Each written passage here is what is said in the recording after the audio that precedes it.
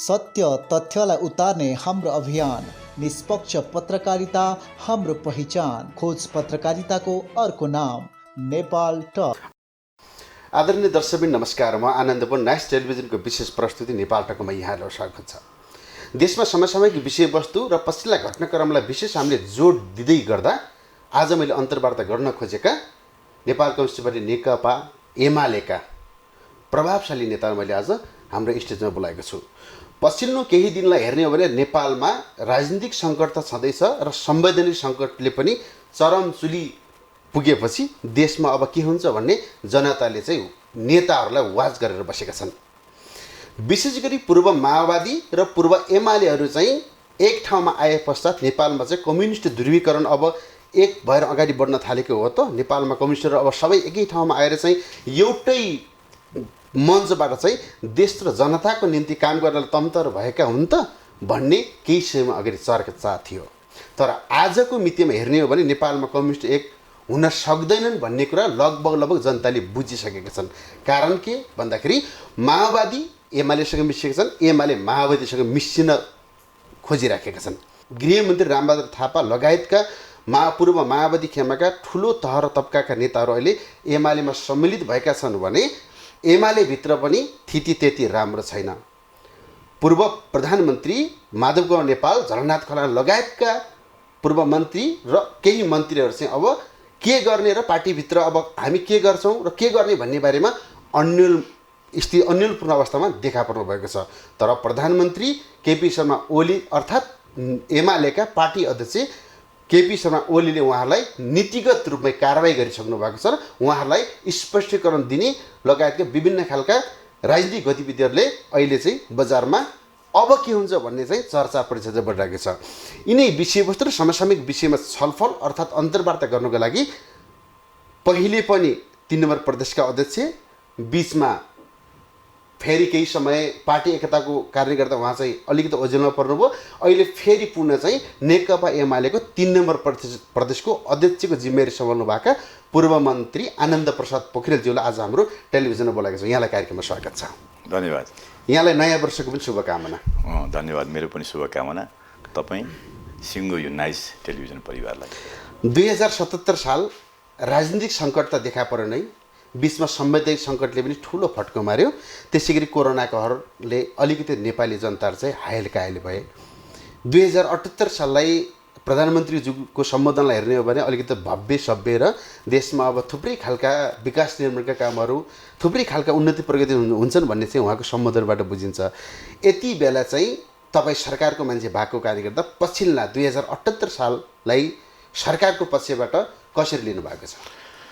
सरकार संविधान त कानुन त एउटा निरन्तर अविच्छिन्न एउटा संस्था हो। त्यसो भए कारण सरकार अहिले नेकपा एमालेका नेता सम्माननीय प्रधानमन्त्री केपी ओली नेतृत्व गर्नुभएको छ र केपी ओलीको दायित्व भनेको हिजो 74 सालमा निर्वाचन लड्दाखेरि जुन घोषणापत्र अगाडि सार्नु भएको थियो त्यही घोषणापत्रलाई पुरा गर्नुपर्ने उहाँको दायित्व हो। र जे हामीले प्रतिबद्ध बाचाहरू गरेका थियौँ 74 सालमा ती बाचाहरू अहिले कति पुरा गर्न सकेनौँ। त्यसैको जगभित्र अब बाँकी हाम्रा बाचाहरूलाई यो छोटो अवधिमा पुरा गर्नको लागि स्वाभाविक रूपमा अब 78 सालमा बिना आराम सरकार अगाडि बढ्नुपर्छ, आफ्ना बाचाहरूलाई पुरा गर्नुपर्छ। त्यही अपेक्षा र त्यही आशा आम नेपाली जनतालाई हिजोको सम्बोधनमा प्रधानमन्त्री केपी ओलीले दिन खोज्नु भएको छ। र प्रधानमन्त्री केपी ओली भिजन राख्ने, विकासप्रतिको भिजन राख्ने, अलि परसम्म हेर्ने र जनतालाई निराश नबनाउनको लागि, आशावादी बनाउनको लागि आफ्नो क्षमतालाई प्रयोग गर्ने एउटा व्यक्ति हो। त्यसो भएको कारणले गर्दा अहिले 78 साल अहिले भर्खरै बसेर कस्तो हुन्छ भनौँ सकारात्मक ढङ्गले र हामी 78 साल कोरोनाको कहरबाट विश्वलाई नै मुक्त हुने स्थिति, नेपाललाई नै मुक्त हुने स्थिति र बाँकी रहेका राजनीतिक काम, साङ्गठनिक काम र विकास निर्माणको कामलाई नै अघि लिएर जाने र त्यति मात्र होइन, सिङ्गो राजनीतिक पार्टीभित्र जुन 77 मा देखिएको अन्तर्विरोध छ त्यो अन्तर्विरोध सुखद थिएन र होइन, ती अन्तर्विरोधलाई कम गर्दै र सिङ्गो कम्युनिस्ट आन्दोलन वामपन्थी आन्दोलनलाई एकताबद्ध बनाउने र लोकतान्त्रिक शक्तिहरूलाई पनि सँगै लिएर जान सक्ने वर्षको रूपमा जुन परिकल्पना गरिएको छ, म पनि त्यही परिकल्पना गर्छु र यही परिकल्पना गर्दा गर्दै म पनि के भन्न चाहन्छु तपाईँको लोकप्रिय टेलिभिजन मार्फत, हामी 77 साललाई पछाडि छाडेका छौँ, 78 साल हाम्रो अगाडि आएको छ। यो 78 साल परम्परागत रूपमा हामीले भन्ने शब्द मात्र होइन, यथार्थमा नेपाली जनता सुख, शान्ति, समृद्धि र उन्नति र शान्तिको एउटा स्थिति पैदा गर्न सकोस्, यो शुभकामना व्यक्त गर्न चाहन्छु। र हामी त्यही उद्देश्य प्राप्तिको लागि सिङ्गो नेपाली जनता एकताबद्ध हुनुपर्छ र सिङ्गो राजनीतिक दलहरू एकताबद्ध हुनुपर्छ र हाम्रा अन्तर्विरोधलाई थाती राख्नुपर्छ, किनभने अहिले 78 साल विकास निर्माणको एउटा पाटो हो। हाम्रो मुलुकको सार्वभौमिकता, स्वाधीनता र अखण्डताको बिचमा पनि प्रश्न चिन्ह छ। हामीले सुगोली सन्धिबाट प्राप्त गरेको भूमि 2018 सालमा भारतीय सेनाहरूले अकुपाई गर्यो। तत्कालीन सरकार चलाउने, शासनमा बस्ने मान्छेहरूको कति कमी छ, कति छैन। 32 सालमा नक्साबाटै गायब भयो।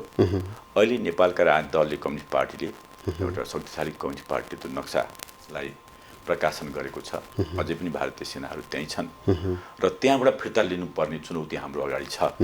त्यसकारण देशको यति ठुलो महत्त्वपूर्ण काम हामीले गर्नुपर्ने अवस्थामा राजनीतिक दलहरू, विशेषतः कम्युनिस्ट पार्टीहरूको जुन विभाजन छ, यो विभाजनले जुन हाम्रो भूमिमाथि अतिक्रमण गर्ने तागत छ, त्यो तागत खुसी भएको छ र अरू नेपाली जनता र कम्युनिस्ट पार्टी र वामपन्थी आन्दोलन एकताबद्ध होस् र अगाडि बढोस् र मुलुकले समृद्धि प्राप्त गरोस्।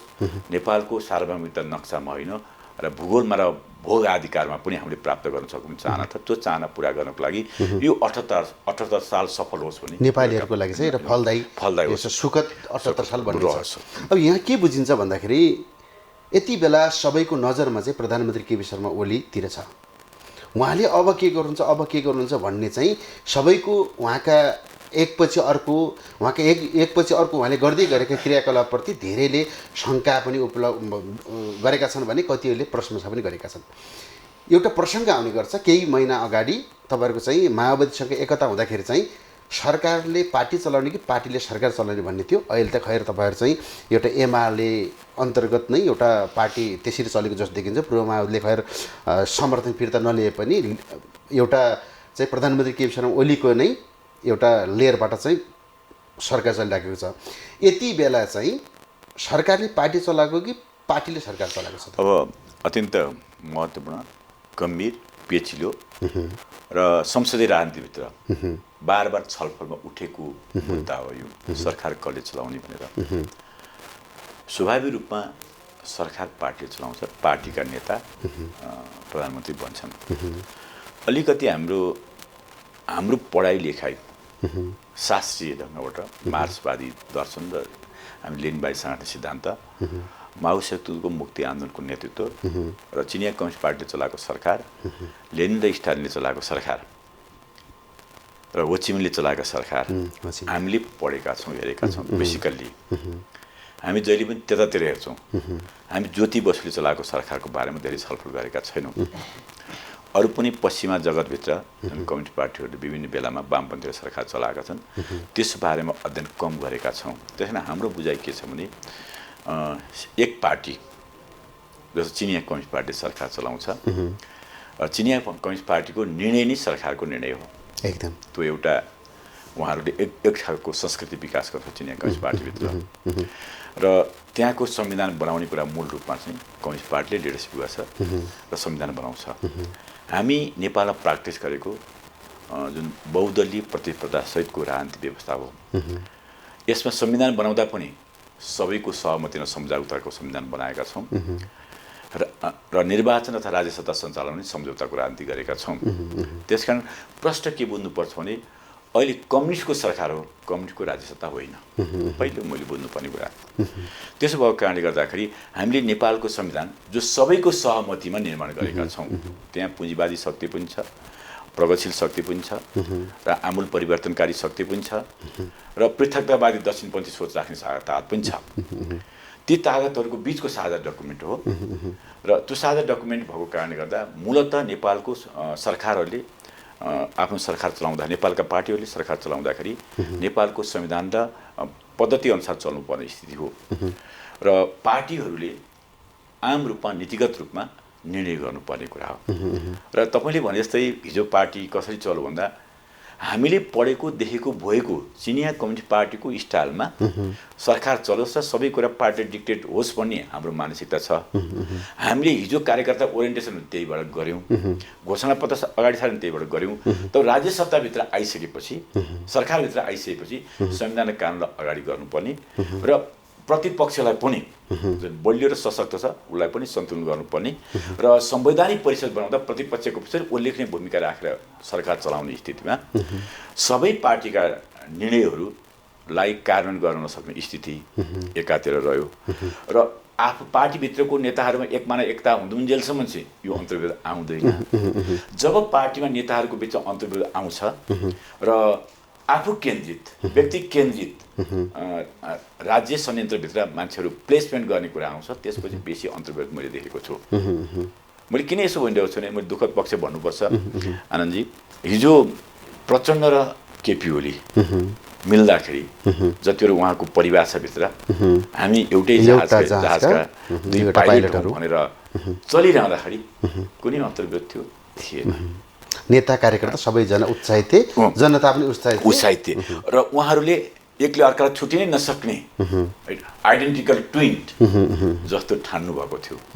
बिस्तारै उहाँहरूको हामीले सत्तामा आउँदा राजनीतिक रूपमा साङ्गठनिक वैचारिक रूपमा होइन, सरकार बनाउने, सरकारमा मान्छे पठाउने अनि संवैधानिक निकायमा नियुक्ति गर्ने, पुलिसहरू नियुक्ति गर्ने, यस्ता चिजहरू राजदूतहरू नियुक्ति गर्ने भएपछि हो त्यसमा सबभन्दा बेसी छलफल। मलाई दुःख लाग्छ 9 जनाको सचिवालय तत्कालीन नेकपामा 9 जनाको सचिवालयको बैठकमा कुनै दिन पनि एउटा संस्थागत निर्णय भएको छ नक्सा प्रकाशनको सन्दर्भमा।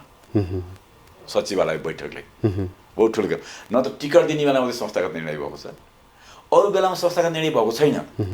तर त्यो संस्थागत निर्णय एउटा भएको छ, अरू भएको छैन भनेदेखि अब पार्टीको कुरा सरकारले मानेन भन्ने कुरा भन। मैले यसलाई अलिकति क्लियर गरिदिनु पर्यो। धेरैलाई के चासो र चिन्ता के छ भन्दाखेरि प्रधानमन्त्रीज्यूले मलाई काम गर्न दिएन भनेर भन्दै गर्दाखेरि के काम गर्न दिएन भन्ने चाहिँ फेरि अर्को जब्र प्रश्न आउँछ क्या। तपाईँले अहिले भनेका जस्तो राजनीतिक नियुक्ति, त्यसपछि पुलिस प्रशासन यावत कुराहरू चाहिँ तिनी हो चाहिँ काम गर्न नदिएको प्रधानमन्त्रीलाई भन्न खोज्नुभयो के हो? होइन, मैले अलिअलि त्यही पनि भने त्यसै भित्रभित्र धेरै झगडा भएको छ, त्यसै भित्रबाट झगडा भएको छ। कम्युनिस्ट पार्टीको आदर्श सिद्धान्त अनुसार हामी व्यक्तिगत स्वार्थलाई तिलाञ्जली दिएर सामूहिक स्वार्थमा हिँड्ने हाम्रो आदर्श हो, हामी त्यही ठान्छौँ। तर त्यहाँ त्यस्तो देखिएको छैन कि मैले जस्ता भन्दा र आफ्नो नजिकको मान्छेलाई बनाउने मात्रै देखिएको छ। मैले अघि भन्दै थिएँ तपाईँलाई, ठिकै टाइममा तपाईँले मलाई क्रस गर्नुभयो। राज्य सत्ता जस्तो केपी ओलीले एउटा अध्यादेश ल्याउनुभयो, त्यो अध्यादेश जुन संवैधानिक व्यक्तिहरूको नियुक्तिको सन्दर्भमा, राजनीतिक दल सम्बन्धी विभाजनको सन्दर्भमा म यदि कम्युनिस्टको आँखाले हेर्ने भने म त्यसलाई ठिक भन्छु। किनभने कम्युनिस्ट पार्टीले मैले भने सरकार छ तर राज्य सत्ता हाम्रो पहुँच छैन। राज्य सत्ता भनेको संवैधानिक निकायहरू हुन् हो, संवैधानिक निकाय नेपाल कम्युनिस्ट पार्टीको मान्छेहरू पठाउनु पर्छ। संविधानले त्यसो भन्दैन, गलत होला, तर मनसाय त त्यो हो नि। त्यसरी आउँदाखेरि जुन सर्टेस्ट बाटो अवलम्बन गर्ने गरी अध्यादेश आयो, त्यसमा आम रूपमा विरोध भयो, त्यसलाई फिर्ता लिनुपर्ने स्थिति भयो। यदि एउटा कम्युनिस्टले राज्य सत्ताभित्र कम्युनिस्ट पार्टी कार्यकर्तै जान्थ्यो भने त्यति धेरै लडाएको किन गर्ने, एउटा प्रश्न। दोस्रो प्रश्न, मैले पढेको कम्युनिस्ट माओ सेतुङले भन्नुहुन्छ यदि तपाईँले गरेको काम विरोधीहरूले विरोध गर्छन् भने तपाईँले जनताको पक्षमा काम गर्नुभएको छ। यदि तपाईँले गरेको काम विरोधीहरूले समर्थन गर्छन् भने तपाईँ विरोधीकै पक्ष पोषण गर्नुहुन्छ। कम्युनिस्ट पार्टी भने त हिजो दक्षिणतिर बसेर राजनीति गर्ने मधेसवादी दलहरू जुन संविधानको बेला नि बहिष्कार गरेका थिए, त्यो पार्टी विभाजन हुँदाखेरि हामीलाई के कमजोर हुन्थ्यो, कम्युनिस्टको आँखाबाट भनेको के कमजोर हुन्थ्यो, त्यसमा नेताहरू किन विरोधमा लाग्नु त्यसरी? यी विषयहरू पेचिला विषयहरू हुन् सैद्धान्तिक ग्राउन्डहरू कुरा गर्दा। अब उहाँहरूको हेर्दा सतहमा नदेखे तापनि भित्र रूपमा चाहिँ यी चाहिँ एकदम गम्भीर विषय हो। किन आज पार्टीको यो ठाउँमा आउने केपी ओलीलाई दुईटै पदबाट राजीनामा दिने त्यही अध्यादेश हो नि त हो। अर्को चाहिँ त्यो 19 पेजको आरोप हो। त्यसमा सैद्धान्तिक राजनीति वैचारिक होइन 19 बुद्धि आरोपमा त त्यहाँ त के भनेको छ भने प्रधानमन्त्री केपी शर्मा ओलीज्यू तानाशाही हुनुभयो, यही चाहिँ पार्टीले सरकार चलाउने कि सरकारी पार्टी चलाउने भन्ने चाहिँ कुरा उठाएको छ। त्योभित्र थुप्रै खालका प्रधानमन्त्री केपी शर्मा ओलीज्यूका चाहिँ आसेपासे भनेर भनौँ न, होइन, उहाँहरूले चाहिँ थुप्रै खालका भ्रष्टाचारका कुराहरूमा चाहिँ उहाँहरू संलग्न रहनुभयो, कारबाही गर्नु भएन, संरक्षण गर्नुभयो भन्ने खालका थुप्रै आरोप लगाएका छन्। ती आरोपको लागि मात्रै हुन् कि या त ती आरोपको एउटा बीजारोपण ठुलो भएपछि आज चाहिँ यो स्थिति पैदा भएको हो त? मैले भने राज्य सत्ताको पनि मैले कुराकानी गरेँ, ब्युरोक्रेसीको पनि कुराकानी तपाईँसँग गरिसकेको छु। यो सरकार कम्युनिस्ट पार्टीको सरकार हो, कम्युनिस्ट राज्य सत्ता भएको सरकार होइन र थिएन। अझ हामीले धेरै लाग्यो, अब भोलिको भविष्य के हुन्छ थाहा छैन।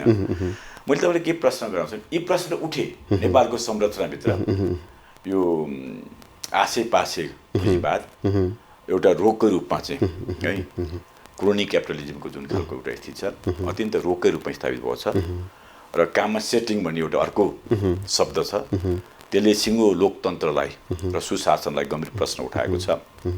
यो सत्य कुरा हो। त्यो जाललाई तोड्नको लागि अत्यन्त ठुलो चुनौती हामीले सामना गर्नुपर्छ। प्रधानमन्त्री केपी ओलीलाई लागेको दुईटा विषय मूल रूपमा र यो कोरोनाको काल अवधिमा ओम्नी प्रकरण अनि गोकुल बास्कोटाको प्रकरण लाग्यो र अलि धेरै चर्चा भएको विषय पनि, अलि धेरै चर्चा भएको विषयहरू त्योभित्र साना थुप्रै राजनीतिक नियुक्तिहरू पनि उहाँले एकलौटी गर्नुभयो भने त्यो त दोस्रो कुरा। राजनीति अयोग्य व्यक्ति गरेका छन् भने पहिला प्रश्न गरौँ, कम्युनिस्ट नै गरेका छन् भनेदेखि त्यसलाई त्यही ढङ्गले बुझौँ, मेरो मान्छे मात्रै नपरेको होला। ओम्नी र यी दुईवटा कुरालाई चर्चा छ। भ्रष्टाचार हुनको लागि राज्य कोषबाट पैसा खर्च हुनुपर्छ हो। जब भ्रष्टाचार भयो भनेर प्रश्न आइसकेपछि ओम्नीको धरोटी पनि फिर्ता भएको छ, उसको 38 करोड रुपियाँ अहिलेसम्म भुक्तानी भएको छैन हो। के प्रश्न आइसकेपछि त्यसलाई रोकिएको छ, जफत गरेको छ। अब त्यो विषयलाई सरकारले कारबाही गरेको हो नि त। अब त्यो विषयलाई हामी त्यही विषय बनाइरहन्छौँ। मेरो त्यो विषय बनाउने साथीहरूसँग मेरो प्रश्न हो, त्यो विषयले तपाईँलाई विजय गर्छ कि गर्दैन? आरोप लगाउनु त गजब भयो, ठुला छोडे अहिले पनि हुन्छ, तर त्यहाँ राज्यको ढिकुटी खर्च भएको पनि छैन, उसलाई 38 करोड रुपियाँ भुक्तानी दिएको पनि छैन, उसको 4 करोड रुपियाँ धरोहर जफत भएको छ। यही हो सिनारियो। अब तपाईँलाई छोडिदिएँ मैले, यसलाई तपाईँ जसरी परिभाषित गर्नुहोस्। त्यसपछि गोकुल बास्कोटा काण्ड, गोकुल बास्कोटको प्रकरणमा पनि जोसँग उहाँले वार्ता गरेको भनेर आएको छ, त्यो वार्ता गरेको छ, सम्झौता गरेको छैन। सम्झौता गरेको छैन, वार्ता स्विस कम्पनी छ। वार्ताको बारेमा अदालतमा गएको छ त्यो मुद्दा, इमिनेसन पनि भयो। म धेरै टेक्निकल टर्म जान्दिनँ आइटीको सम्बन्धमा। अब त्यो भोलि आउला, तर उहाँले सम्झौता गरेको अर्को कम्पनी छ नि, एमयु गरे त फ्रान्सको गभर्मेन्ट कम्पनी छ हो नि। त्यसले यी चिजहरूको बारेमा मिडियाले ल्याइदियो, छलफल गर्यो हो। अब त्यो पनि सेटिङकै एउटा व्यक्तिलाई मैले सेटिङ एकदम क्रोनिक भएको छ नेपालको भन्दाखेरि यो चिजलाई बनाउँदाखेरि आलोचना गर्ने साथीहरूले मैले भने राज्य यन्त्र कर्मचारी तन्त्रभित्रको जे खालको अहिले कल्चर छ हिजोदेखिको भनेपछि गोकुल बास्कोटाले त्यो भ्रष्टाचारको टेपरकरणको चाहिँ एउटा विचाराधीन मुद्दा, त्यो भोलि मुद्दा चाहिँ यदि भएको हो भन्ने साबित भएपछि गोकुल बास्कोटालाई कारबाही गर्नु, अनि कारबाही त गर्दा राम्रो गर्नु गोकुलजीले भनेकै कुरा उहाँले राजीनामा दिनु, नैतिकता देखाउनु भयो, सबैलाई चुनौती बनाउनु भएको छ। त्यसकारण त्यो विषय मैले के मात्रै भनेको नि, भ्रष्टाचार हुनको लागि कानुनी ढङ्गले यी चिजहरू हुनुपर्छ, यी चिजहरू भएका छैनन्। तर अब केपी ओलीको सरकारलाई आलोचना गर्नेमा सबभन्दा यिनी मुद्दा बनाएका छन्। त्यसकारण आलोचना गर्नेहरू, यो सरकारको विरोध गर्नेहरू, प्रतिपक्षमा बसेका मान्छेहरू प्र्याक्टिकली फेल हुन्छन् भन्ने मेरो एउटा यस्तो भइदियो। सडकमा चाहिँ यस्ता खालका नाराबाजीहरूले अलि बढी प्राथमिकता पाए, प्रधानमन्त्री केपी शर्मा ओली विरुद्धका मान्छेहरूले चाहिँ यस्ता खालका तपाईँले हामीले गरेको संवादको आधारमा चाहिँ ती विषयवस्तुलाई बढी प्राथमिकता दियो। तर पार्टीभित्र चाहिँ के हो भन्दा स्वाभाविक विषयले अघि तपाईँले चाहिँ चिनिया कम्युनिस्टको इतिहासको कुरा गर्नुभयो, विश्व कम्युनिस्ट इतिहासको कुरा गर्दै गर्दाखेरि हरेक पार्टीभित्र दुई लाइन सङ्घर्ष त हुन्छ नि होइन र। दुई लाइन सङ्घर्षकै रूपमा चाहिँ प्रधानमन्त्री केपी शर्मा ओली विरुद्ध ल्याएको 19 बुँदे आरोपलाई पत्रलाई पनि त लिन सकिन्थेन होइन र। त्यसलाई चाहिँ त्यति धेरै निश्चित गर्नुपर्ने कारण के थियो त? अब यो विषयमा दुई लाइन सङ्घर्ष त हरेक पार्टीभित्र हुन्छ। के छ भने यो कसरी आयो भने नि, यसको ओरिजिन कसरी भयो, प्रादुर्भाव कसरी भयो भन्ने कुरा चाहिँ पहिले दुइटै पदबाट राजीनामा मागेर अनि बाहिरै बहुमत पनि आला, बाहिर 9 जना सचिवालय छ भने 5 जना सचिवालयले सहमति गरेर ल्याएको त्यसको नि एउटा विधि प्रक्रिया हुन्छ बैठकमा त्यसलाई प्रस्ताव राखेर छलफल गर्नुपर्छ त्यो प्रायोजित ढङ्गले त्यसलाई त्यो कमिटीबाट निर्णय गराउने तहमा एकैचोटि आएको स्थिति हो आजसम्मको यति राम्रो भइदिए त राम्रै हुन्थ्यो कम्युनिस्ट पार्टीभित्र आजसम्म यस्तै चिजले कम्युनिस्ट आन्दोलन विभाजन भएको छ त्यसको आधारभूत कुरा हेर्नुहोस् तत्कालिक कुरा हेर्नुहोस् यी कुरा हेर्दाखेरि उहाँहरूले त्यो जुन कुरा सोच्नुभयो सोच्दाखेरि कसरी सोचेर त्यो कुरा ल्याउनुभयो है एउटै जहाजका दुईटा पाइलटहरूले त्यो तहमा कसरी पुग्नुभयो पुर्याउनुभयो त्यतातिर नै खोज्नुपर्छ अहिले यो कुरो हामीले केपी ओलीले यसो गरे भनेर मात्रै छलफल गर्ने प्रचण्डले यसो गरे मात्रै छलफल गर्ने भन्दाखेरि उहाँहरूले मात्रै गरिदिएको भए चाहिँ म ठिक मान्छु अघि हजुरले भन्नुभयो जस्तै उहाँहरूले एउटा 19 बुँदे अब उहाँहरूले पत्र भन्नुहुन्छ तपाईँहरूले आरोप पत्र भन्नुहुन्छ होइन त्यो ल्याउँदै गर्दाखेरि प्रधानमन्त्रीज्यू कुनै पनि बैठकमा उपस्थित हुनु भएन उहाँले प्रत्येक बैठक चाहिँ बहिष्कार गरिदिने आयो भने चाहिँ 2 मिनटमा उहाँ निस्केर पूर्ण रूपमा व्यवस्था गरिदिने अलिकति डोमिनेट गर्ने के प्रचण्डज्यू लगायत अन्य वरिष्ठ नेताहरूलाई पूर्व प्रधानमन्त्रीहरूलाई चाहिँ डोमिनेट गर्ने खालको व्यवहारहरू देखा परेको कारणले गर्दा पनि त्यो स्थिति सिर्जना आएको भन्ने छ नि त उहाँले बैठकमा आएर चाहिँ त्यो कुरा टक्कर गर्न सक्नुहुन्थ्यो प्रतिवाद गर्न सक्नुहुन्थ्यो बैठकबाट त्यो कुरालाई सोल्युसन दिन सक्नुहुन्थ्यो किन दिन सक्नुहुन्न उहाँले बैठकमा पनि भन्नुभयो छलफल पनि गर्नुभयो यो आरोप पत्र हो जसले मेरो अहिलेसम्मको कमिटी आन्दोलनलाई मेरो प्रति दाउ लागेको छ यो आरोप पत्र मैले गर्दाखेरि मलाई जेल कारबाही गर्नुपर्छ त्यो प्रक्रियाबाट जानुपर्छ त्यसकारण यदि गम्भीर आरोप लाग्ने मान्छेहरू एउटै पार्टीमा बसेर अगाडि बढ्न सक्छन् सक्दैन यो भन्नुभएको छ तपाईँले अघि उठाउनुभयो संवैधानिक सङ्कट भन्नुभयो है म त संवैधानिक सङ्कट त मान्ने पक्षमा छैन र जस्तो प्रतिनिधि सभा विघटन गर्दाखेरि पनि पुस 4 गते होला केपी ओली माधव प्रचण्ड कहाँ जानुभयो वामदेव कहाँ जानुभयो माधवले पनि भेट्नुभयो अब हामी अगाडि बढ्नको लागि यो आरोप पत्र फिर्ता लिन्छौँ उहाँको त्यति मात्रै हो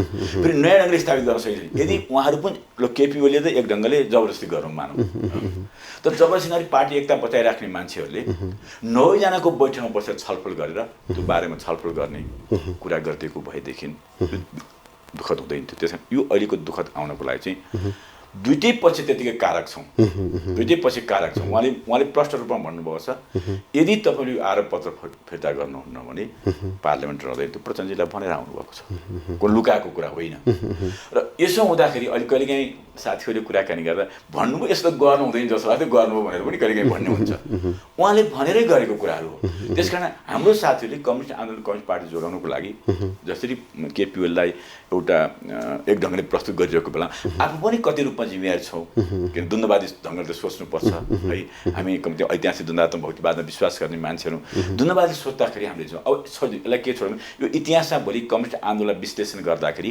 यो कम्युनिस्ट पार्टीले प्राप्त गरेको बहुमतको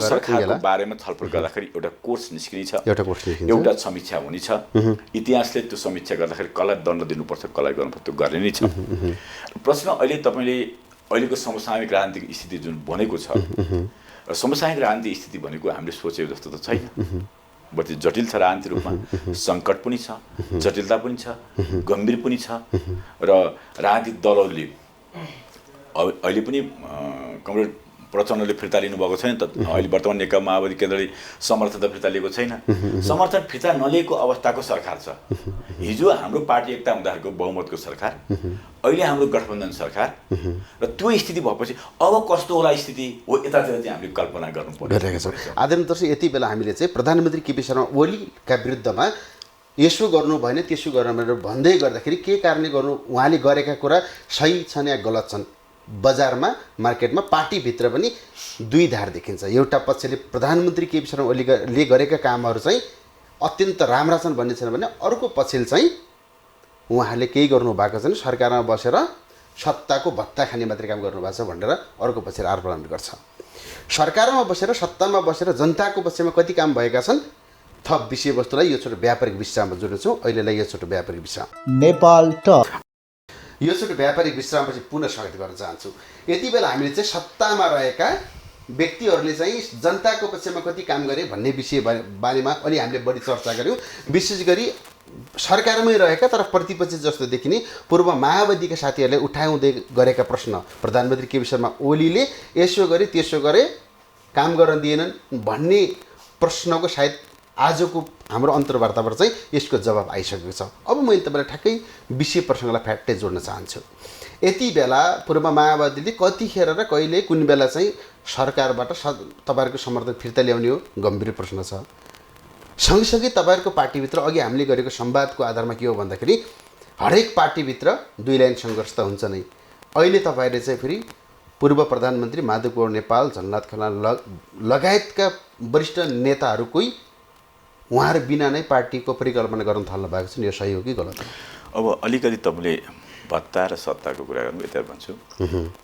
हाम्रो सरकारमा बसेको मात्र होइन, पूर्व प्रधानमन्त्रीहरूलाई पनि भत्ता पनि दिएछ, सत्ता पनि दिएछ हो। उहाँले तलब भत्ता पाउनुहुन्छ, पूर्व प्रधानमन्त्री भइसकेले मानिएको त्योभन्दा कुन बेसी हुन्छ एउटा पाउनुहुन्छ, र पूर्व प्रधानमन्त्री भयो भने आजीवन पाउनुहुन्छ। सत्ता पनि दिएछ, सेक्युरिटी पनि दिएछ। त्यस कारण यो निरपेक्ष कुरा होइन, सापेक्ष कुरा। र प्रतिपक्ष अरू राजनीतिले म त सकारात्मक दृष्टिकोण राख्ने मान्छे हुँ। मुलुकको लागि, सेवाको लागि उहाँले कन्ट्रिब्युसन गर्नु त आफ्नो जीवन पनि नेपाल सरकारको हिजो हाम्रो विधायकको त्यो मनसायसँग दिएको छौँ। त्यस कारण यो पनि कहिलेकाहीँ आलोचना गर्दा आफैतिर फर्किने कुरा नै हेर्नुपर्छ। दोस्रो कुरो, यो सरकार तपाईँले अघि उठाउनु भयो, के अरे कति दिनसम्म बस्ने, मलाई अनौठो लागेको छ। जति बेला संसद पुनर्स्थापना फागुन 11 गते भयो, फागुन 11 गते हो, त्यही दिन त्यो समर्थन फिर्ता गर्नुपर्ने थियो, त्यही दिन फिर्ता गर्नुपर्थ्यो। किन नगरेको मैले त यही हो प्रश्न। त्यत्रो गम्भीर आरोप भएको छ, त्यति ठुलो अविश्वास छ, त्यो मान्छेलाई कुन स्वार्थले राजनीतिक संस्कृतिमा कुन चाहिँ एउटा राजनीतिक दाउको पासा होला नि त। राजनीतिक संस्कृतिभित्र पनि यो नहुने कुरा जुन भइरहेको छ, यो चाहिँ संसदीय मूल्य मान्यता परम्पराभन्दा विपरीत काम अहिले नेकपा माओवादी केन्द्रले गरेको छ। त्यसकारण प्रधानमन्त्रीज्यूले गलत गर्नुभयो पनि भन्ने भएको समर्थन हटाउनको लागि चाहिँ पुरा प्रयत्न पनि गर्ने, गठबन्धन गर्ने, फिर्ता गर्नु पर्दैन। केले रोको, कुन स्वार्थले रोको, एउटा प्रश्न थियो। त्यसकारण उहाँ मेरो प्रश्न हो, आजै भर्खरै बोलिने उहाँले फिर्ता गर्नुपर्छ। बदमास हुने उहाँहरूको परिभाषा गर्छ भने बदमास मान्छेले मुलुकमा एक दिनको बढी राखिदिनु हुँदैन। म अनुरोध गर्छु माओवादी केन्द्रले भर्खरै फिर्ता लियोस्, अनि मात्रै जजमेन्ट हुन्छ। किनभने हिजो त्यसपछि देशले एउटा स्थिति पैदा गर्छ। हिजो पनि चीनसँग व्यापार र पारमाणु सन्धि गरेर फर्कने बित्तिकै कमरेड प्रचण्डले आफै बसेको सरकारलाई आफ्ना मन्त्री र झन्डा नजिकिकन गएर अविश्वासको प्रस्तावमा मतदान गरिसकेको मान्छेलाई हिजो केले त्यो प्रेरित गरेको थियो, आज किन रोकेको छ?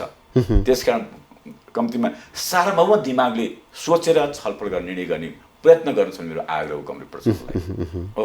माओवादीलाई यति भने सबै पुग्यो, काफी भयो। किन आफ्नो ढङ्गले सोच्ने प्रयत्न गर्नु, दाउपेच छोडिदिनुहोस्। कम्युनिस्टहरूले धेरै दाउपेच गर्दैनन् है, किन जनता र राष्ट्रको लागि। यो दाउपेच कसको लागि हो, के को सेवाको लागि, एउटा प्रश्न यो।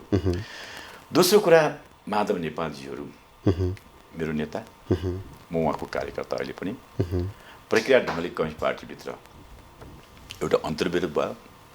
अन्तर्विरोध भएर मात्रै होइन, तत्कालीन नेकपा एमाले भित्र जुन फागुन 23 गते पछिको जुन स्थिति भयो र कमरेड हिजो त पार्टी एउटै हुँदाखेरि अल्पमत बहुमत जेको नाममा एउटा समीकरण बन्यो, त्यसको अध्याय सिद्धियो फागुन 23 गतेबाट। नयाँ अध्याय सुरुवात भइसकेपछि उहाँले सुरुमै के गर्नुभयो भनेदेखि संयुक्त बैठक भएर बिदाय लिनुभयो। बिदाय लिनु मात्रै भएन, त्यहाँ गएर त्यसलाई कमजोर बनाउने अनि यता आउने भने छोरीलाई के अरे घर पठाउँदा माइतमा फर्केर आउने भन्नुभयो। नेताहरूले बाहिर पनि त्यही बोल्नुभयो र अहिले पनि लभ छ भन्नुहुन्छ।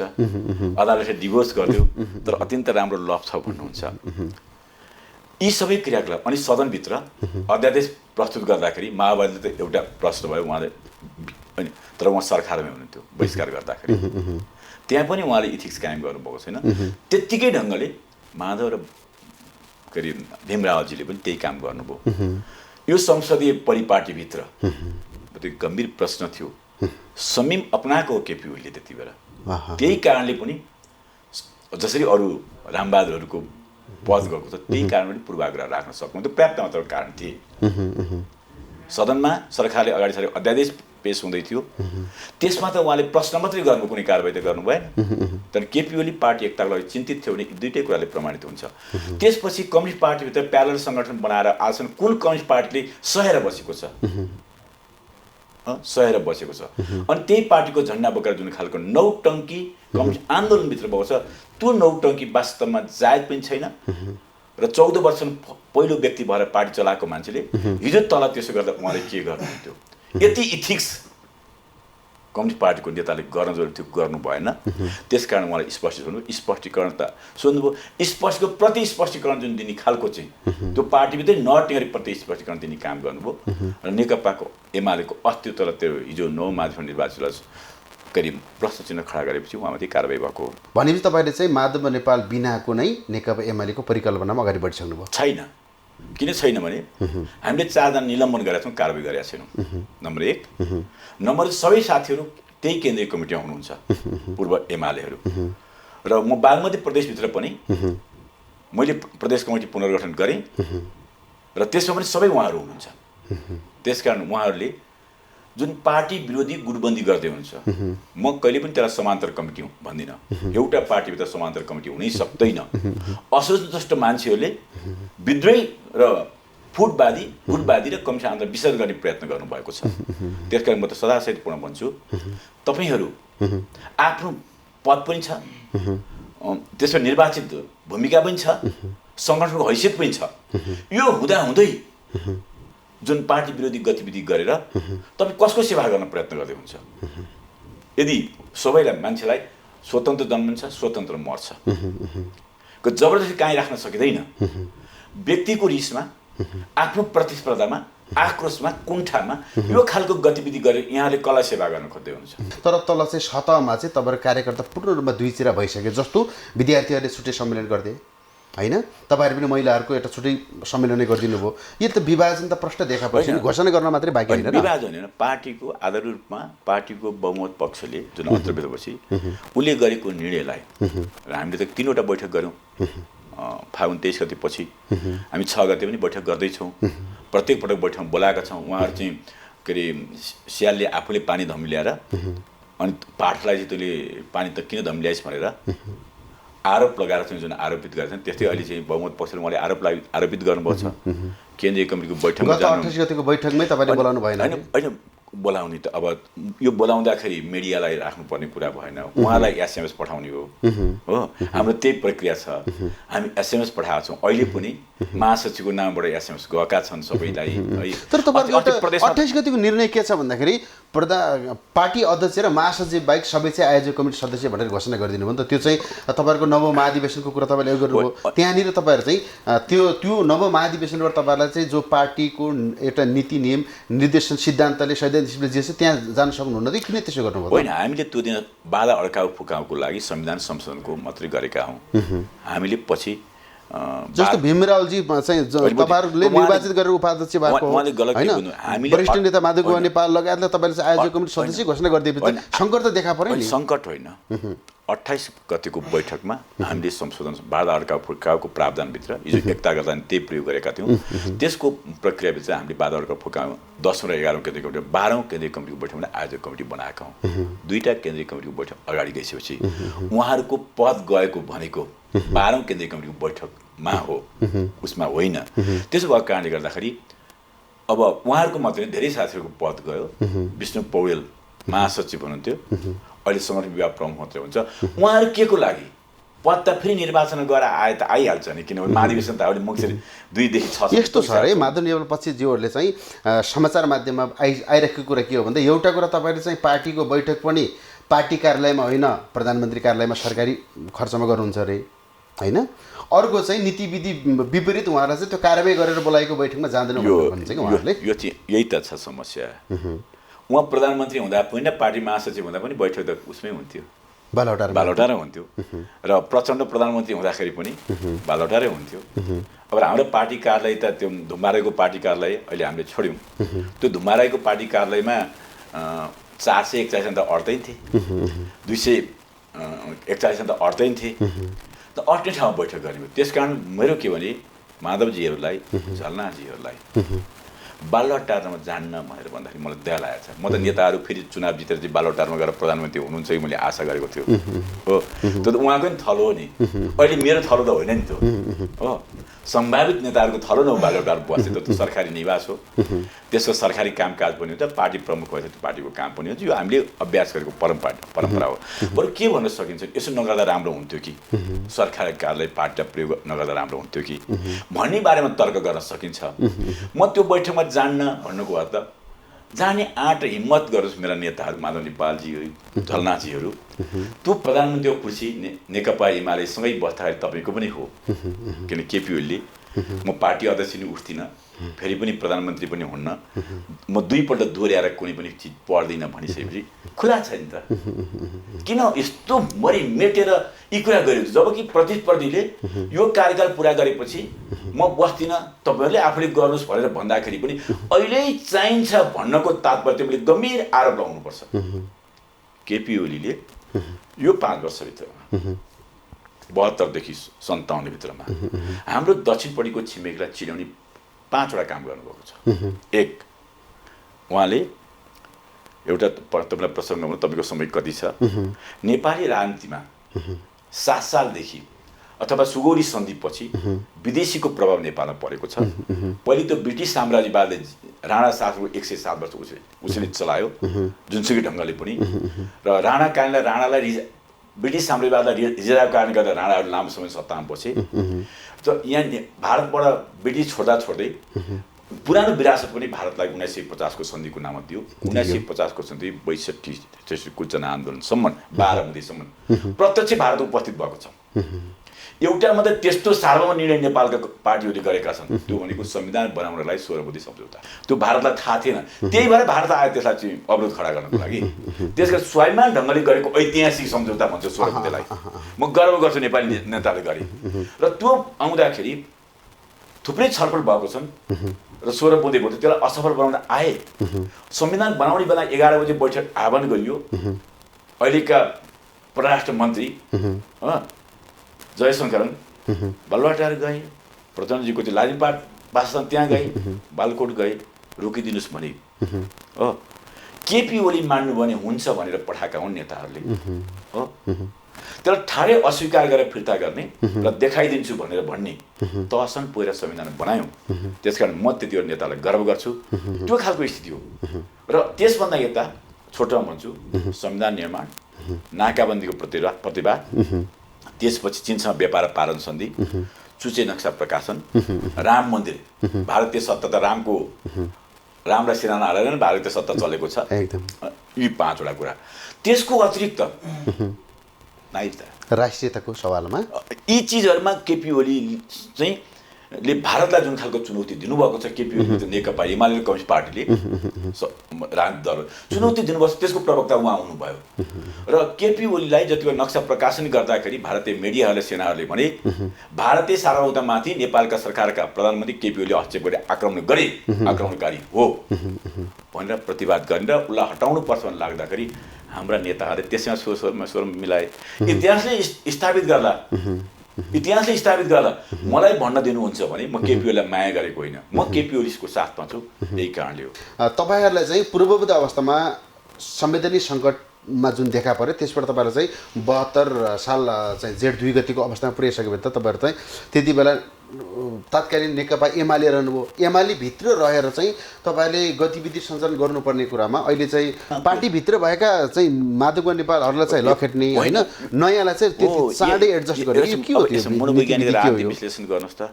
माधव नेपालजीहरू, झलनाथजीहरू हो, बादलजीहरू आउँदाखेरि दुखित हुनुपर्छ प्रचण्ड हो, माधवजी खुसी हुनुपर्छ हो। कम्ती यो अवधिमा कम्ती बादल लगायतका साथीहरू यो नेकपा जुन विश्वास गरेर आउनुभयो, यो त ऐतिहासिक जित ठान्नु पर्ने हो। कहाँनिर चुक्नु भएको छ उहाँहरू? किन चिन्ता गर्नुहुन्छ? यो त वरिष्ठ जनआन्दोलनमा सहभागी भएका नेताहरू है, त्यो पृष्ठभूमि बोकेका नेताहरू नेकपा एमालेको जनताको बौद्धिक जनवादलाई आत्मसात गरेर आउँदाखेरि सबभन्दा खुसी कोही त माधव नेपाल झलनाथ हुन्। त्यो किन प्रश्न गर्नुहुन्छ? किन प्रश्न गर्नुहुन्छ? हो, यहाँनिर नि उहाँहरूको नियतमाथि खोटो छ। नेकपा एमालेलाई कमजोर बनाउन, केपीओलाई कमजोर गराउने नाममा कम्युनिस्ट आन्दोलन कमजोर गराउने प्रकारान्तरले कम्युनिस्ट आन्दोलन सिद्धियोस् भनेर धुपाल्नेहरू भारतीय प्रभुत्ववादीहरूको स्वरमा स्वर मिलाउने काम जुन गर्छ, यसमा हाम्रो शङ्का हो। मैले अघि भन्दै थिएँ, म कम्युनिस्ट पार्टीमा लाग्दाखेरि तीनवटा कुराको लागेको हुँ। एक राष्ट्रियता, दोस्रो जनजीविका, तेस्रो जनवाद। दिन्छ जस्तो एउटा भनाइ के छ भन्दा राजनीतिक विशेषज्ञको भनाइलाई आधार मान्ने हो भने पछिल्लो समयमा जो संवैधानिक सङ्कट मार्फत पूर्व एमाले र पूर्व माओवादीहरू आफ्नो ठाउँमा जाने, आफ्नो पुरानो घरमा फर्किने खालको निर्णय भयो, तत्पश्चात चाहिँ पेरिस डाँडामा माधव कुमार नेपाल र पुष्पकमल दाहाल प्रचण्डमा चाहिँ एउटा गोप्य सल्लाह छ अरे कि होइन, तपाईँले चाहिँ एमाले भित्रमा चाहिँ यो खालको भूमिका निभाउनुहोस् र अन्ततः हामी एउटा पार्टी भएर अगाडि बढ्नुपर्छ भन्ने खालको खेल चाहिँ प्रचण्डज्यू र माधव कुमार नेपालज्यूले खेलेको कारणले गर्दा प्रधानमन्त्रीज्यूले सधैँ पाखा लाउनु भएको भन्ने खालको छ। यसलाई कसरी लिनुभएको छ? अब प्रचण्ड र माधव नेपाल तपाईँले कारवाही गरिसकेपछि प्रचण्ड र माधव नेपाल एक ठाउँमा जाने अवस्था देख्नुहुन्छ? त्यो के गर्नुहुन्छ थाहा छैन र मैले सुनेको तथ्य पनि नहुन सक्छ। अनुमानको भरमा आज मैले भनिदिन्छु है। भोलि गल्ती भयो भने म क्षमायाचना गर्छु। उहाँहरू के गर्दै हुनुहुन्छ भने माओवादी केन्द्रीयको बैठक बस्दै थियो, नाम परिवर्तन गर्ने कुरा पनि एजेन्डाको रूपमा आएको थियो एकदम। अनि पछि माधव नेपालजीहरूले नाम परिवर्तन अहिले नगर्नुहोस्, सँगै स्वामित्व लिएर गर्नुपर्छ भनेर छलफल भयो अरे र यताबाट पनि माथिदेखि तलसम्म कथित समान्तर कमिटी बनाउने, एउटा शक्ति आर्जन गर्ने, अनि दुईटा पार्टी मिलाएर 501 जनाको केन्द्रीय कमिटी बनाउने, त्यसको नाम नेकपा समाजवादी राख्ने भन्ने छलफल पनि भएको छ भनेर सुन्छु। मलाई विश्वास त छैन, तर सत्तामा यस्ता प्रश्नहरू आएका छन्। त्यसो गर्दा पनि म त बेखुसी हुन्न। किनभने किन बेखुसी हुन्न भने यो खालको अन्तर्विरोध, यो खालको दुविधा हुँदाखेरि भन्दा जहाँ सजिलो हुन्छ, सहज ढङ्गले हुन्छ, फेरि टुक्रेर बस्नुभन्दा त्यहाँ पनि कम्युनिस्ट पार्टीको ढङ्गले एक ढङ्गले आउनु भने राम्रै हो। तर मैले यस्तो कल्पना गरेको छैन। यहाँलाई त लागेको होला नेकपा एमालेलाई विभाजन गरेर एउटा शक्ति आर्जन गरौँ भन्ने लागेको होला। तर तपाईँले जसमा मेरो चाहिँ माधव नेपालको चिन्ता छ भन्दै हुन्छ, माधव नेपालले धुलीमाट गर्ने गरी तपाईँ नबोलिदिनुहोस्, कमजोर नबनाइदिनुहोस् यदि राजनीतिक इथिक्स छ भने। त्यस कारण अहिले माधव नेपाललाई अहिले पार्टीको जुन छ नि सामूहिक निर्णय र पार्टीको संस्था पक्षले गरेको निर्णय नमान्ने स्थितिमा पुर्याउनु लागि कमरेड प्रचण्डले भूमिका खेल्नुभयो। यतातिर म माधव नेपालजीको ध्यान आकर्षण गराउँछु, उहाँको वरिपरि लाग्ने साथीहरूलाई पनि यो ध्यान आकर्षण गराउँछु। तपाईँलाई कमजोर बनाउने प्रयत्न हुँदैछ। यसको एउटा के भने जसरी पनि हिजो त नेकपा फुट्यो, जो त कारक हुन्, इतिहासले खोज्छ। अहिले पनि कसम खाएका छन् कम्युनिस्ट विरोधी ताकतहरू, पुँजीवादी ताकतहरू, अन्तर्राष्ट्रिय ताकतहरू नेकपा एमाले नफुटाएसम्म यो सरकारको नै समर्थन गरिरहने, विद्रोह पनि खडा गरिरहने, अनि सदनभित्र पनि पार्टीको हुइप पनि उल्लङ्घन गराउने तहसम्म पुर्याउने जुन खालको चाहिँ भइरहेको छ, यसबारेमा हामी सजग छौँ। अलिक छोटोमा र मिठोमा हजुरले समय पाबन्दी गर्ने के भनिदिनु पऱ्यो भन्दा माओवादीले समर्थन फिर्ता लिएमा तपाईँहरू नेकपा एमाले भित्र नै एउटा माधव नेपाल पछि चाहिँ भित्री सत्ता सङ्घर्ष, पार्टी सङ्घर्ष चलिराखेको कारणले गर्दा अब नेकपा एमालेका अध्यक्ष अहिले हालका प्रधानमन्त्री केपी शर्मा ओलीको दिनगन्ती सुरु भएको हो कि या त सङ्घीय जसपा, नेपाली काङ्ग्रेस लगायतको समर्थन कसलाई रहन्छ, अब कसरी रहन्छ? म कसलाई रहन्छ भनेर भन्दिनँ। एउटा कुरा प्रष्ट गर्न चाहन्छु, हामी कम्युनिस्ट पार्टीको नेतृत्वमा सरकार बनाउँछौँ, त्यो सरकारमा नेतृत्व गर्छौँ। हामी दक्षिणपन्थी गठबन्धन सरकारको नेतृत्व गर्दैनौँ, क्लियर हुनुपर्छ। र दक्षिणपन्थी गठबन्धनलाई नेतृत्व स्वीकार गरेर हामी सत्तामा बसिरहँदैनौँ। सैद्धान्तिक एकदम प्रष्ट क्लियर भएको हुन्छ। हामीलाई विरोध गर्ने मान्छेहरू दक्षिणपन्थी पुँजीवादीहरूको पक्ष उसमा नेतृत्व गरेर आफू जान त्यहाँ आतुर हुनुहुन्छ। म तथास्तु भन्छु, जानुहोस्, त्यसको कुनै रोकटोक छैन। म यहाँलाई आग्रह गर्छु, अब तपाईँहरू समर्थन फिर्ता लिइदिनुहोस्। हामी विश्वासको मत लिउँला, राजीनामा दिउँला, त्यो हाम्रो स्ट्राटेजीको कुरा हो। ढिलो नगर्नुहोस्, यो मुलुकलाई बन्धक नबनाउनुहोस्, दुनियाँ जनताहरूलाई अन्तर्राष्ट्रिय जगतलाई ऊ नगर्नुहोस्, के अरे भ्रम नदिनुहोस्। आज तपाईँहरूको कारणले गर्दा धेरै अन्तर्राष्ट्रिय फोरमबाट हामी अप्ठ्यारो परिरहेको स्थिति छ। त्यसकारण एकातिर साम्राज्यवाद र पुँजीवादको र क्षेत्रीय प्रभुत्ववादको दलाली गर्ने, अर्कातिर चाहिँ यो सरकारबाट पनि नछुट्टिने र यसलाई चाहिँ जोगाइराख्ने खालको जुन खालको दुई मानसिकता गर्नुहुन्छ, दुवै मानसिकता राजनीतिमा डबल स्ट्यान्डर्ड सफल हुँदैन। यो काकताली र राजनीतिक कुराहरू, ट्याक्टिक्सका कुराहरू भनेको असफल राजनीतिको एउटा प्रश्न हो। त्यसैले केपी ओलीको राजनीतिक जीवनमा कहिले पनि तलमाथि पछि एउटै खालको छवि बनेको छ र त्योभन्दा बाहेकका नेताहरूको छवि देखिन्छ। म यति बेला तपाईँलाई भन्छु, माधव नेपालजी बिचमा पनि प्रधानमन्त्री हुनुभयो यो संविधान सभाको पालामा, त्यो उहाँले कसको सेवा गर्नुभयो? त्यति बेला म दुईवटा प्रसङ्ग बनाउँछु। अन्तर्राष्ट्रिय जगतले भारतले अन्मिन नबसोस् नेपालमा भन्ने चाहन्थ्यो, माधव नेपालले अन्मिन हटाएको। तपाईँ सम्झिनुहोस्, रिकल गर्नुहोस् हो। कहिले पनि अन्मिनलाई स्वीकार गरेन। त्यो अन्मिन हटाउने नेतृत्व कसले गर्नुभयो? माधव नेपालले गर्नु। अन्मिन नबसोस् भने कसले भन्थ्यो? मैले भन्नु पर्दैन होला। नम्बर 1, माओवादीलाई हतियार रहित बनाएको नि कसले हो? माधव नेपालले हो। र त्यो कसको चाहना थियो? त्यो पनि मैले भन्नु पर्यो हो। अब यति बेलै प्रचण्ड र माधवजीको लगानीगाँठो किन कसिन्छ, के को लागि कसिन्छ, मेरो प्रश्न हो। अन्तिममा मैले सोध्न खोजेका र हजुरले भन्न छोडेका केही शब्द छन् अन्तिममा। अब स्वाभाविक रूपमा कोरोनाको कहरले गर्दा जुन खालको अर्थतन्त्रमा हामी ब्याक भएका छौँ, एउटा ठुलो चुनौती हामीले मात्रै होइन, विश्व पुँजीवादले पनि त्यही खालको चुनौतीको सामना गरेको छ र हामी ठुलो नोक्सानी बिहोरेका छौँ। अब विडम्बना, उत्पादन गर्न नसक्ने मुलुक आयातित अर्थतन्त्रमा बाँच्नु पर्ने भएको हुनाले त्यो मूल्य वृद्धिको चपेटा नेपाली जनताहरू छौँ र छन्। यी चिज हाम्रो लागि चुनौती हो, सरकारको लागि पनि चुनौती हो। तर सरकारको एक्लै कारणले गर्दा यो ग्लोबलाइजेसनभित्र, भूमण्डलीकरणभित्र एक्लैले अन्तर्राष्ट्रिय बजारले मूल्य निर्धारण गर्ने कुराको कारणले गर्दाखेरि हामीले देख्न सकेका छैनौँ। त्यसकारण इन्टरनेसनली यी चिजलाई चुनौती छ। आज हामी एक्लै चल्न सक्दैनौँ। ती चिजहरू एकातिर छन् र प्रयत्न सरकारको कम्तीमा जे साधन स्रोतहरू उपलब्ध छ, ती साधन स्रोत उपलब्ध भएको छलाई सुशासन चाहिँ जनतालाई डेलिभरी गर्नुपर्ने आवश्यक छ। म पनि तपाईँको टेलिभिजन मार्फत हाम्रो सरकारले यी चिज गरिनुपर्छ र जहाँसम्म जनताहरू असन्तुष्ट छन्, मलाई लाग्थ्यो धेरैपल्ट माधव नेपालजीहरूले, नारायण काजीजीहरूले, प्रचण्डजीहरूले केपी ओलीको अनुहार देखाएर अब जनतासँग जान चाहँदैन भनेर भन्नुभएको थियो। आज मलाई दया लाग्छ उहाँहरूलाई। केपी ओलीलाई हराउनको लागि सबै राजनीतिक दलहरू एक ठाउँमा आउनुपर्छ, अनि मात्रै केपी ओलीले हटाउन सकिन्छ भनेर उहाँहरू नि भन्दै हुन्छ। यो मैले भने होइन, हिजो अस्ति भर्खरै प्रचण्डजीले भने। उहाँहरूको हैसियत काङ्ग्रेस अनि माओवादी केन्द्र अनि मधेसवादी दल र राप्रपा सबै मिलेर केपी ओलीलाई हराउने अरे।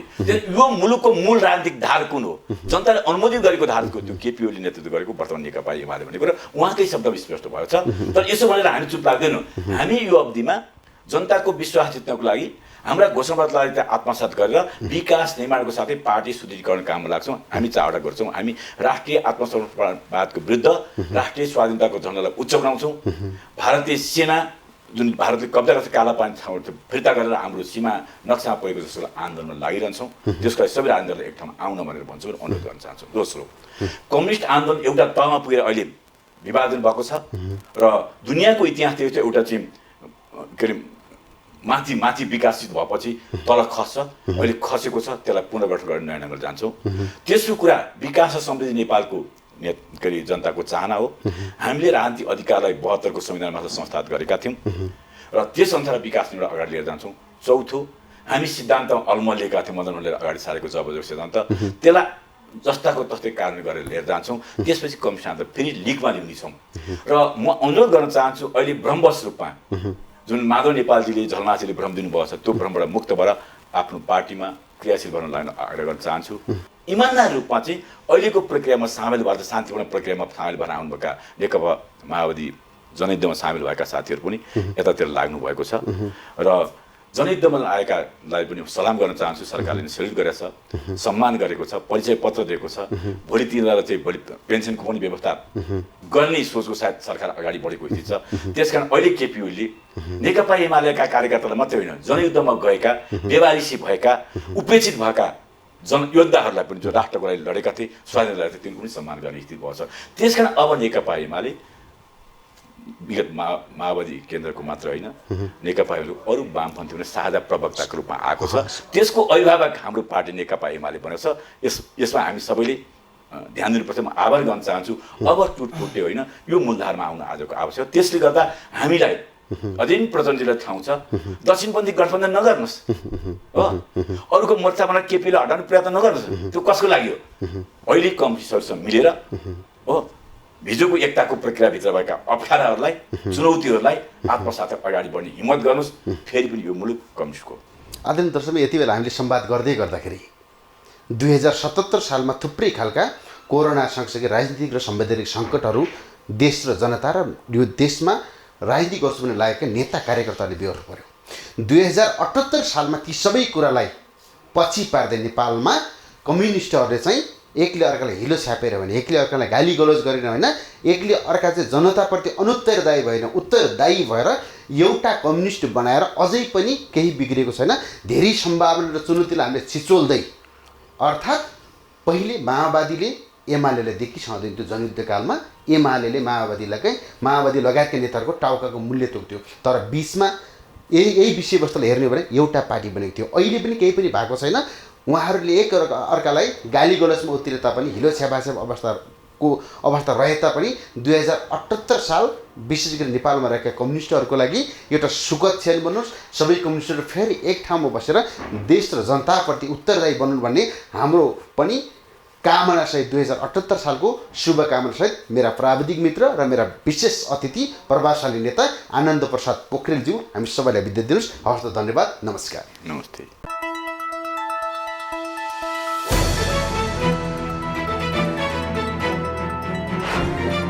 सत्य तथ्यलाई उतार्ने हाम्रो अभियान, निष्पक्ष पत्रकारिता हाम्रो पहिचान, खोज पत्रकारिताको अर्को नाम नेपाल टक।